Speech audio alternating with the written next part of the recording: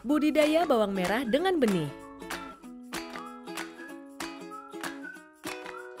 Benih bawang merah atau TSS adalah material berupa biji yang digunakan sebagai alternatif bahan tanam untuk budidaya bawang merah.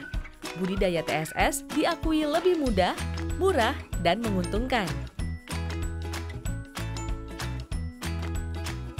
Persemaian dapat dilakukan pada bedeng semai di lahan terbuka atau menggunakan rumah semai dengan beragam tipe wadah semai.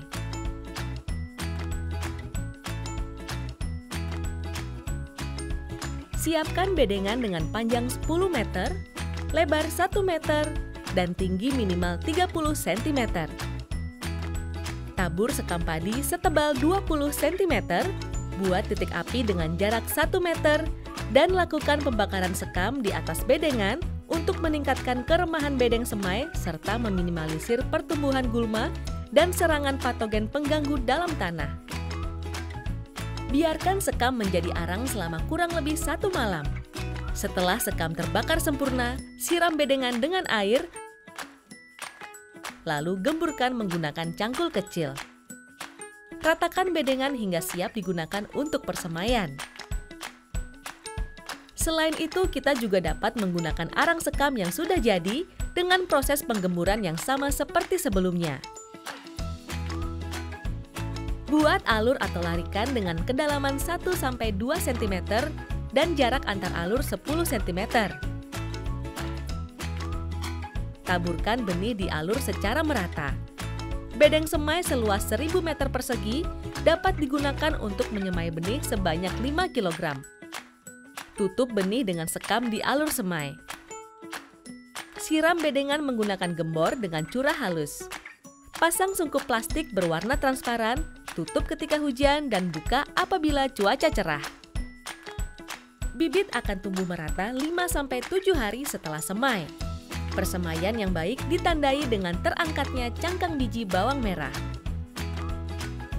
Untuk mendapatkan bibit yang sehat, diperlukan pemeliharaan dengan penyiraman rutin sesuai kebutuhan tanaman, penyiangan gulma, pemberian pupuk di umur 21-28 hari, dan pemberian fungisida sebagai pencegahan penyakit.